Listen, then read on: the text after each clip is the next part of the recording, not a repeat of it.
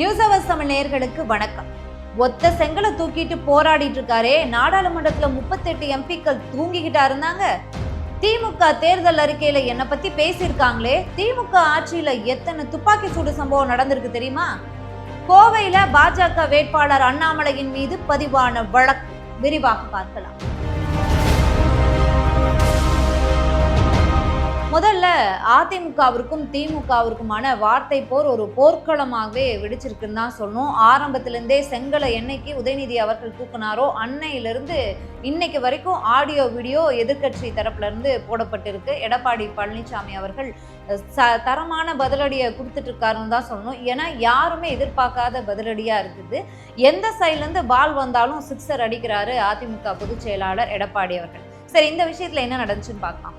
உதயநிதி அவர்கள் பிரச்சார களத்துல பேசும்போது அதிமுக பொதுச் செயலாளர் எடப்பாடி பழனிசாமி அவர்கள் கேட்ட கேள்விதான் அது. உதயநிதி அவர்கள் ஒத்த செங்கலை தூக்கிட்டு போராடிக்கிட்டு இருக்காரே, நாடாளுமன்றத்துல 38 எம்பிக்கள் தூங்கிக்கிட்டா இருந்தாங்க. நாடாளுமன்றத்துல 38 எம்பிக்கள் ஒன்னா சேர்ந்து குரல் கொடுத்திருந்தா எய்ம்ஸ் மருத்துவமனையை இந்நேரம் கட்டியே முடிச்சிருப்பாங்க அப்படின்னு சொல்லியிருக்காரு. அதையும் தாண்டி இந்த ஒத்த செங்கலை தூக்கிட்டு போராடுறாருல, பல லட்சம் செங்கலை வச்சு 12,000 கோடியில அதிமுக ஆட்சியில தலைவாசல் பகுதியில் கட்டப்பட்ட கால்நடை பூங்கா, ஆராய்ச்சி பூங்காவை ஏன் இன்னும் திறந்து வைக்காம இருக்காங்க?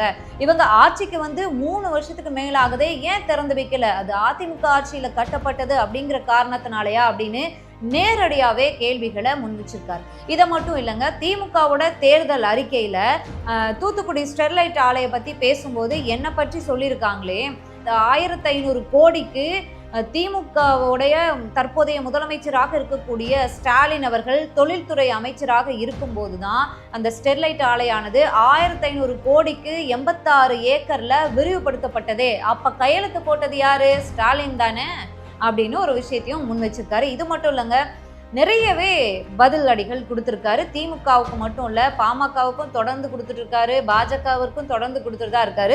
இந்த தூத்துக்குடி ஸ்டெர்லைட் ஆலையை பற்றி பேசும்போது, ஸ்டெர்லைட் ஆலை போராட்டத்தின் போது திமுக எம்எல்ஏவுடைய தவறான அந்த மக்களை உசுப்பேத்தி விட்டதுனால தான் அந்த சம்பவமானது நடந்துருச்சு. ஆனால் எங்களை இப்படி பேசிக்கிட்டு இருக்காங்களே, திமுக ஆட்சியில் எத்தனை துப்பாக்கி சூடு சம்பவம் நடந்திருக்கு தெரியுமா? எத்தனை உயிரிழப்புகள் நடந்திருக்கு தெரியுமா? அதுக்கு எக்ஸாம்பிளாக நிறைய சொல்லிக்கிட்டே போகலாம். ஆனால் இந்த மாஞ்சோலை சம்பவம் நீங்கள் கேள்விப்பட்டிருப்பீங்க. இந்த போலீஸாருடைய தடியடிக்கு தாக்குதலுக்கு பயந்துட்டு மக்கள் வந்து தண்ணிக்குள்ளே முங்கி 17 பேர் இறந்து போனாங்க. அந்த சம்பவத்தையெல்லாம் அவர் நினைவுபடுத்தியிருக்காரு. இன்னும் பல்வேறு விஷயங்களை அடுக்கியிருக்காரு அந்த பிரச்சார மேடையிலேயே. சரி, இப்படியா திமுக அதிமுகவுக்குமான அந்த வார்த்தை போர் போய்கிட்டு இருக்கு. அது வீடியோ ஆடியோவாகவும் போய்கிட்டு இருக்கு. இன்னொரு பக்கம் பாமக அதிமுகவுக்குமான வார்த்தை போரும் போயிட்டு இருக்கு. கடைசியில ரொம்ப கீழே இறங்கி பாமக அன்புமணி ராமதாஸ் அவர்கள், நாங்க என்ன இவங்களுக்கு போட்டி போட்டு இவர் காவடி தூக்கி இவரை முதலமைச்சராகி நாங்க பிச்சை எடுக்கணுமான்னு கேட்டிருந்தாரு. அதுக்குமே அதிமுக பொதுச் செயலாளர் எடப்பாடி பழனிசாமி அவர்கள் பதில் கொடுத்திருந்தாரு. என்ன அப்படின்னா, இவங்க திமுக அதிமுகவோட மாறி மாறி கூட்டணி வச்சுக்கிட்டு பிச்சை போடுங்கன்னு கேட்டு தானே எம்பி ஆனீங்க அப்படின்லாம் பதிலடி கொடுத்துருக்காரு. அதோட அதிமுக எடப்பாடி பழனிசாமி அவர்கள் 10.5% இடஒதுக்கீட்டை நான் தான் கொடுத்தேன்னு சொல்லிட்டு திரிகிறாரு. அது எப்படி வாங்கணும்? எங்களால தான் 2019 நீங்க ஆட்சியிலேயே இருந்தீங்க, இல்லைன்னா அன்னைக்கே அதிமுக இல்லாம போயிருக்கும், வீட்டுக்கு போயிருக்கும் அப்படின்லாம் சொல்லிட்டு இருந்திருக்காரு. இந்த மாதிரியான வார்த்தை போர் இதோடு முடிய போறதில்ல. இன்னும் தேர்தல் அந்த பரப்புரைக்கான லாஸ்ட் மினிட் வரைக்கும் இன்னுமே அனல் பறக்க போய்கிட்டு தான் இருக்க போகுது. தொடர்ந்து கோயம்புத்தூர்ல அண்ணாமலை அவர்கள் மீது வழக்கு பதிவுன்னு சொல்லிதான். அது என்ன விஷயம்னு நம்ம எல்லாருக்குமே தெரிஞ்சதான்.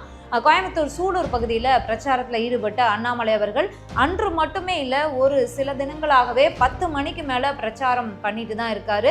அதை பற்றி கேள்வி கேட்க போன திமுகவினரை தாக்குனதாகவும் ஒரு வழக்கு இருக்கு. அதையும் தாண்டி இப்போ 10 மணிக்கு மேலே பிரச்சாரம் பண்ணக்கூடாதுன்னு சொல்லியிருக்காங்களா? மைக்கு வச்சு தான் பிரச்சாரம் பண்ணக்கூடாது, மற்றபடி மைக் இல்லாமல் நம்ம மக்களை டிஸ்டர்ப் பண்ணாமல் பிரச்சாரம் பண்ணலாம் அப்படின்லாம் புதுவிதமான தகவலை கொடுத்துருந்தாரு. இதை பற்றின எந்த விளக்கத்தையுமே தேர்தல் ஆணையம் கொடுக்கல. அப்படிங்கிற பட்சத்தில் எதிர்கட்சியினர் முன்வைக்கிற, அதாவது தேர்தல் ஆணையம் பாஜகவிற்கு சாதகமாக செயல்படுகிறது அப்படின்னு முன்வைக்கிற விஷயத்த நம்ம உண்மையா இருக்குமோன்னு பார்க்குற ஒரு கேள்விதான் இருக்கு. இதுவே திமுகவோ இல்லை அதிமுகவோ பண்ணியிருந்தா அங்கே நடக்கிற விஷயமே வேறையா இருந்திருக்கும். சரி, இன்றைக்கு அண்ணாமலை அவர்கள் மீது வழக்கும் பதிவு செய்யப்பட்டிருக்குது. அதையும் தாண்டி தலைமை தேர்தல் ஆணையரான சத்யபிரதா சாகு வந்து நிச்சயமாக அண்ணாமலை அவர்கள் மீது நடவடிக்கை எடுக்கப்படும் அப்படின்னு ஒரு தகவலையும் சொல்லியிருக்காரு. சரி, இந்த களத்துல என்ன நடக்குது அப்படின்னு பொறுத்திருந்து பார்க்கலாம். நன்றி.